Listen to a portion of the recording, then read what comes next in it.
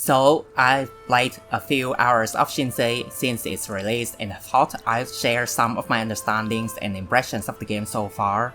Since the purpose of this video is just to quickly get out some actual gameplay footages and explanations of the game system in English, it's going to be pretty light in editing, so sorry about that.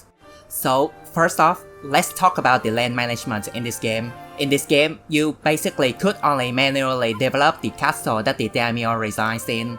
For other castles, you need to assign a castle lord and adjutants to the lands surrounding the castle. The officers assigned to this castle and lands will automatically develop the land on their own. For each castle, there are several lands surrounding it, and each land has a number of upgrade slots to it, with 2 being default to markets and farms. The other slots start out empty and you can choose to build some new facilities on it, like marketplace to increase the effectiveness of the market lands. These empty lands can only have facilities built upon and can't be upgraded further. For farm and market lands though, they can be upgraded, and the number of upgrades you can do differ from land to land. Once you unlock the right policy, you'll be able to further build facilities to your castle town. Just like the lands surrounding the castle town have a limited number of slots to build facilities in, and the number of slots vary between castle to castle. But unlike the lands surrounding the castle, these castle town's facilities can be upgraded multiple times, though there are some facilities with only 1 level, and you can choose to build up on any castle you own, not just the Daimyo castle. That's the basic gist of land development in this game. I'm a little bit iffy about this because it somehow feels like there are less micromanagement compared to previous games due to the auto land development from your officers, and at the same time it feels more cumbersome due to all the officers shuffling around. What makes it so much more cumbersome than it should be is because of how confusing the system concerning officers' deeds and ranking is. You see, when an officer first joins your force, they are ranked at the absolute bottom of the 6-tier list. Let's call this bottom tier freeloaders because officers in this tier can't be assigned as castle lords or adjutants to castle lords. They first need to accumulate enough deeds to be promoted to the next tier, and in order for them to accumulate deeds, you need to order them to do some random tasks or assign them as overseer to the lands that the Daimyo resides in. Like, why though? I was so confused at first when I have no officers to assign to the castle that I just conquered, despite having so many options when I check the Daimyo's castle. Unless I misunderstand something, this is just needlessly confusing and cumbersome. About doing random tasks, you can either manually access plotting tasks and choose which tasks to be carried out and who to do the task, but most often than not, your officers will randomly suggest you to do certain tasks via the list on the left side of the screen. This is the living officer thingy that the game tries to sell as the big breakthrough to the series, and to be honest, it's kinda undercooked if you ask me. The officers mostly just suggest random things with no concern to the direction your force is heading. Like, during my playthrough as the Oda in the 1553 scenario, I was busy dealing with the Imagawa to the east, the Hatakeyama to the south, and the Miyoshi to the west. And yet the officers keep suggesting me to sabotage the Azai to the northwest. Like, why though?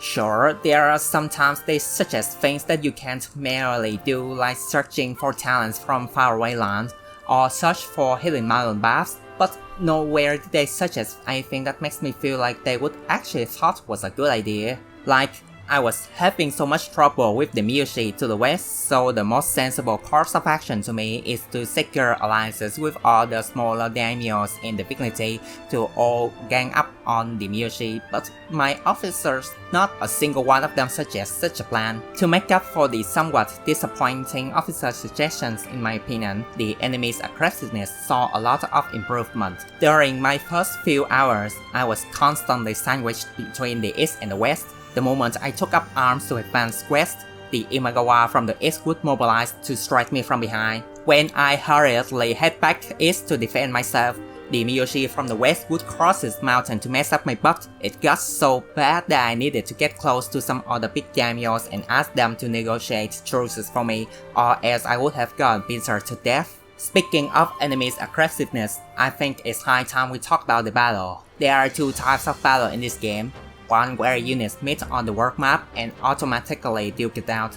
Pretty self-explanatory. The second type of battle is cutscene, which literally is just Japanese for battle, but it's cooler to talk using Japanese words and just calling this type of battle as battle would be confusing, so I'll keep on referring it as cutscene. This type of battle is only available when your Daimyo unit is near the front line. When you choose to fight the cutscene battle, all the units in the vicinity will be put into a small battlefield to duke it out. Each force can only have a maximum of 8 units participating in the battle. So if one force have more than 8 units in the vicinity, the 9th unit and beyond will become reserved units and will be called upon when a unit on the battlefield got defeated. In cutscene battle, you and the other force try to take over bases while killing each other on the way. The number of bases change depends on the number of units participating. Most can be used for basic resting to recover morale, while some have special abilities like throwing giant rocks to the enemy under the cliff. These abilities of course have cooldown to them. The battle is won when you wipe out the enemy, take over all the bases, or have your morale overwhelm the enemy. The trailer tries to market cutscene as a type of battle fought by AIs who can think and act for themselves according to the flow of battle. This is kind of false advertising, and thanks God for that. It's true that the AIs do automatically suggest destinations and head to it after they've accomplished something, but you can absolutely manually direct the units around the battlefield. Due to the limiting nature of the roles and the base's placement, unit maneuvering is the key to victory, and it makes for a rather engaging battle system despite the admittedly simple combat in my opinion, at least when a lot of units is involved.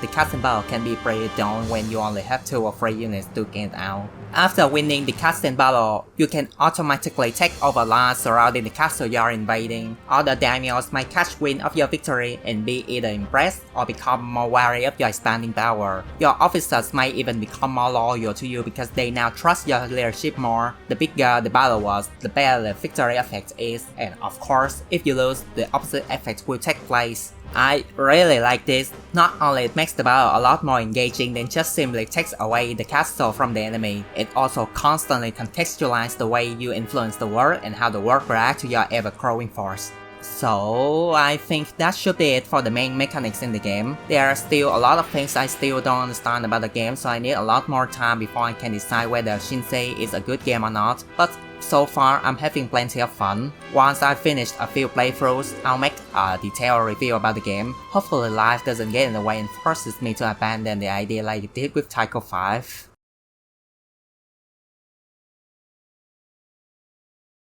Bruh, what's wrong with your eye?